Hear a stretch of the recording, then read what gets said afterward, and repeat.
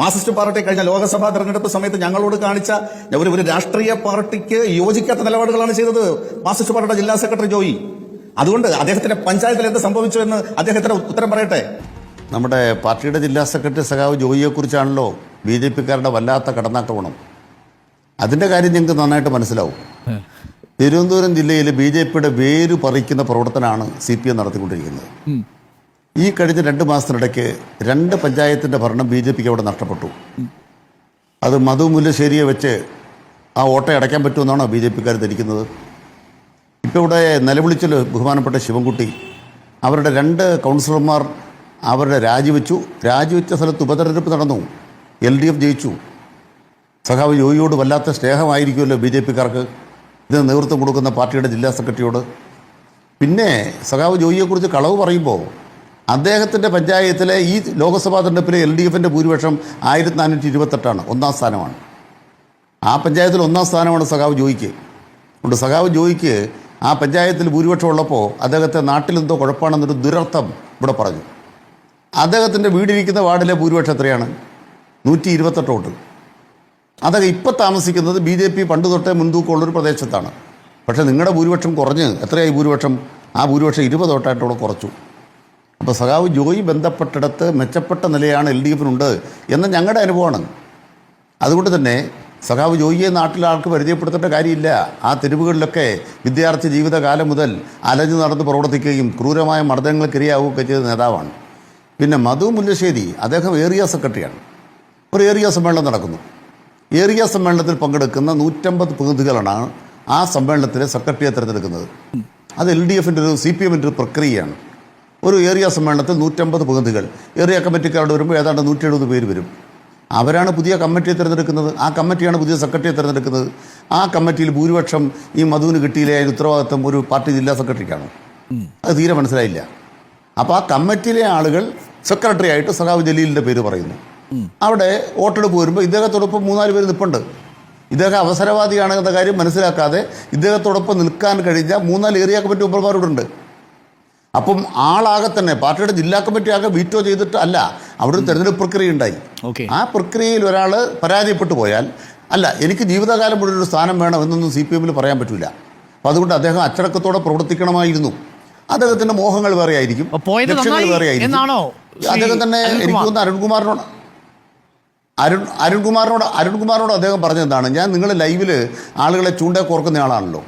ലൈവിൽ നിങ്ങൾ ചൂണ്ടേ കോർത്തപ്പോൾ എന്താ പറഞ്ഞത്? അദ്ദേഹം പറഞ്ഞത് ഞാൻ BJP-യോടും കോൺഗ്രസിനോടും നേരിട്ട് വിലപേശിയിരുന്നു.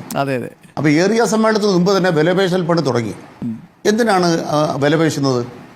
അങ്ങനെ വിലപേശുമെന്ന് പറഞ്ഞ ഒരാളെ ഞങ്ങൾ അടി കൊടുത്തല്ലേ പുറത്താക്കേണ്ടത്?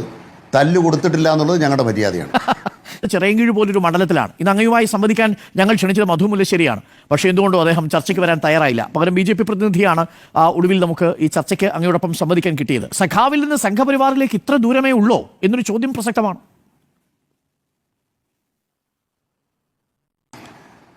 രാഷ്ട്രീയ പ്രവർത്തനത്തിൽ അവസരവാദികൾ ഉണ്ടാകുന്നത് പുതിയ ഒരു കാര്യമല്ല. എല്ലാ കാലത്തും ഒറ്റുകാരും അവസരവാദികളും തെറ്റായ കാര്യങ്ങൾ കൈകാര്യം ചെയ്യുന്നവരും ഒക്കെ ഉണ്ടായിട്ടുണ്ട്. അത്തരം കാര്യങ്ങളൊക്കെ അവഗണിച്ചും നേരിട്ടും തന്നെയാണ് ലോകത്തെ വിപ്ലവ പ്രസ്ഥാനം, നമ്മുടെ രാജ്യത്ത് തന്നെയുള്ള സ്വാതന്ത്ര്യ സമര പ്രസ്ഥാനം, അതേപോലെ തന്നെ ഇന്ത്യയിലെ വിപ്ലവ പ്രസ്ഥാനം ഒക്കെ മുന്നോട്ട് പോകുന്നത്. ബഹുമാനപ്പെട്ട അരുൺ പറയുമ്പോൾ എനിക്കൊരു ചെറിയ തെറ്റുതിരുത്തലുണ്ട്. ചിറയൻകീഴിൽ എന്തോ ഒരു പ്രത്യേക കാര്യം BJP-ക്ക് നേട്ടമുണ്ടായി എന്നൊക്കെ പറയുന്നുണ്ട്. അതൊക്കെ പോയി കേട്ടോ. ലോക്സഭാ തെരഞ്ഞെടുപ്പിന് ശേഷം തിരുവനന്തപുരം ജില്ലയിൽ നടന്ന തദ്ദേശ സ്ഥാപന തെരഞ്ഞെടുപ്പിൽ ആറ്റിങ്ങലാവട്ടെ, തിരുവനന്തപുരം നഗരമാകട്ടെ, ജില്ലാ പഞ്ചായത്താകട്ടെ, എന്തായിരുന്നു ഫലം? ലോക്സഭാ തെരഞ്ഞെടുപ്പിൻ്റെ ഒരു നിലയും അവിടെ BJP-ക്കില്ല, UDF-നില്ല. ഇടതുപക്ഷമാണ് മേൽക്കൈ ഉണ്ടായതെന്ന് തൂത്തുവാരിയ ഒരു വിജയം തിരുവനന്തപുരം ജില്ലയിലുണ്ടായി. ഇപ്പോൾ നിയമസഭയിലേക്കുള്ള ഉപതെരഞ്ഞെടുപ്പ് നടക്കുമ്പോൾ ചേലക്കരയുടെ ഫലത്തിലും LDF ആത്മവിശ്വാസം കൊള്ളുന്നതിന് പ്രധാനപ്പെട്ട കാരണം LDF 3-ാം സ്ഥാനത്തുണ്ടായിരുന്ന പാലക്കാട് മണ്ഡലത്തിൽ ഞങ്ങൾക്ക് ചില പരിമിതികളുണ്ടായിരുന്നു. പക്ഷേ ഞങ്ങളവിടെ മുന്നോട്ട് പോയിട്ടുണ്ട്. ചേലക്കര അതല്ല. കേരള രാഷ്ട്രീയത്തിൽ നേരിട്ട് ഏറ്റുമുട്ടുന്ന LDF UDF തമ്മിൽ നേരിട്ട് ഏറ്റുമുട്ടി ഞങ്ങൾ കരുത്ത് തെളിയിച്ചു. സ്വാഭാവികമായും പാലക്കാടെന്നല്ല കേരളത്തിലാകെ ഒരു പ്രവണത ദൃശ്യമായിക്കൊണ്ടിരിക്കുന്നത് നിയമസഭയിലേക്ക് ഇടതുപക്ഷത്തിന്, തദ്ദേശ സ്ഥാപനങ്ങളിലേക്ക് ഇടതുപക്ഷത്തിന് ലോകസഭയിൽ വരുമ്പോൾ വ്യത്യസ്തമായ ചിന്താഗതികൾ ഉണ്ടായിട്ടുണ്ട്. പക്ഷെ അവിടെ അതിനിപ്പോൾ ദേശീയ തലത്തിൽ മാറ്റം കാട്ടാക്കടയിലും വന്നുകൊണ്ടിരിക്കുന്നത് ആറ്റിങ്ങലിലും മറ്റൊരു വിഷയം. ലോക്സഭയിൽ നിയമസഭയിൽ ഒന്നാം സ്ഥാനത്തെത്തിയത് BJP ആണ്. അതെ, അത് വളരെ ശരിയായ കാര്യമാണ്. അത് ചൂണ്ടിക്കാണിക്കുന്ന കാര്യം എന്താണ്? നിയമസഭയിലും ഒന്നാം സ്ഥാനത്ത് UDF എത്തിയ പല സ്ഥലങ്ങളിലും പിന്നീട് നടന്ന കഴിഞ്ഞ ലോക്സഭാ തെരഞ്ഞെടുപ്പിൻ്റെ 2019 ശേഷമുള്ള അനുഭവം എന്താണ്? ജനങ്ങൾ LDFനെ സ്വീകരിച്ചു. 35 സീറ്റ് കിട്ടുമെന്ന് കരുതി ശ്രീധരനെ നിർത്തിയ BJPക്ക് എന്ത് സംഭവിച്ചു? ആളുകൾ നല്ല ധാരണയുള്ളവരാണ്. നിയമസഭയിലേക്ക് എന്തിനാണ് ഈ തമ്മിലടിക്കുന്ന കൂട്ടരെ മത്സരിപ്പിക്കുന്നത്? നിയമസഭയിലേക്ക് എന്തിനാണ് പരസ്പരം അങ്ങോട്ടും ഇങ്ങോട്ടും കടന്നാക്രമണം നടത്തിക്കൊണ്ടിരിക്കുന്ന കോൺഗ്രസിന് ആളുകൾ വോട്ട് ചെയ്യുന്നത്? ഒരു തരത്തിലും അംഗീകരിക്കാൻ കഴിയാത്ത ഒരു ജമാഅത്തെ ഇസ്ലാമി SDPI അവർക്ക് പ്രാമുഖ്യം കിടക്കുന്ന മുസ്ലിം ലീഗിന് പ്രാമാണികത്വം കൊടുക്കുന്ന ഒരു കേരളം എന്തിനാണ് സൃഷ്ടിക്കുന്നത്? ഞങ്ങൾക്കിത് തിരുവനന്തപുരം ജില്ലയിൽ തന്നെ പുതിയ അനുഭവമല്ല. ഞങ്ങളുടെ ഒരു MLA ഉണ്ടായിരുന്നു, ശെൽവരാജ്. എന്താ സംഭവിച്ചത്? LDFന് 68, UDFന് 72. ഇപ്പോൾ 2 സീറ്റിൻ്റെ വ്യത്യാസമേ ഉള്ളൂ. ഉമ്മൻചാണ്ടിക്ക് കൂടെയുള്ള ഘടകകക്ഷികളെ വിശ്വാസം വന്നില്ല. ഒരു കാലുമാറ്റത്തിന് എവിടെ നിന്നെങ്കിലും വഴി തേടി UDF. അവർ കാലുമാറ്റത്തിന് വഴി തേടിയപ്പോൾ CPMനെ സംബന്ധിച്ച് സംഘടനാപരമായ തെറ്റുകളുടെ പേരിൽ നടപടിക്ക് വിധേയനാകാൻ തക്കവണ്ണം ഒരു കമ്മീഷൻ റിപ്പോർട്ടിൻ്റെ മുമ്പിൽ നിന്നുകൊണ്ട് ഉത്തരം പറയാൻ ബാധ്യതപ്പെട്ട ഒരു MLA ഉണ്ടായിരുന്നു, ശെൽവരാജ്. PC ജോർജും ശെൽവരാജും ചേർന്ന് ഒരു കൂട്ടുകച്ചവടം നടത്തി. അവസാനം ശെൽവരാജ് എവിടെ പോയി? അപ്പോൾ ശെൽവരാജിൻ്റെ പിന്നാലെ ഒരു മുല്ലശ്ശേരി ഉണ്ടായി വിചാരിച്ച് ഞങ്ങളെ വല്ലതും ബാധിക്കുന്ന കാര്യമാണോ? പക്ഷെ നോക്കൂ, നിങ്ങളുടെ ചിറയൻകീഴ് പാർട്ടിയുടെ വളർച്ചയ്ക്ക് സഹായിച്ച ഒരു ഏരിയ സെക്രട്ടറി അല്ലേ അയാൾ? പറയുന്നതനുസരിച്ച് 27 ലക്ഷം രൂപയുടെ ഒരു കെട്ടിടം നിങ്ങൾക്ക് ഉണ്ടാക്കി തന്നില്ലേ? ഞാൻ കോട്ടയത്തൊരു ഉദാഹരണം പറഞ്ഞാൽ, ഞങ്ങളുടെ പാർട്ടിയുടെ ഒരു ഏരിയ കമ്മിറ്റി പാർട്ടി മെമ്പർമാരുടെ തന്നെ പിരിവെടുത്ത് 53 ലക്ഷം രൂപ ഉണ്ടാക്കിയിട്ടാണ് കൂട്ടിക്കൽ 25 വീട് വെക്കാനുള്ള സ്ഥലം വാങ്ങിച്ചത്. 25 വീട് വെക്കാനുള്ള സ്ഥലം വാങ്ങിച്ചത് 4000-ഓളം പാർട്ടി മെമ്പർമാർ കാഞ്ഞിരപ്പള്ളി ഏരിയയിൽ മാത്രമാണ്.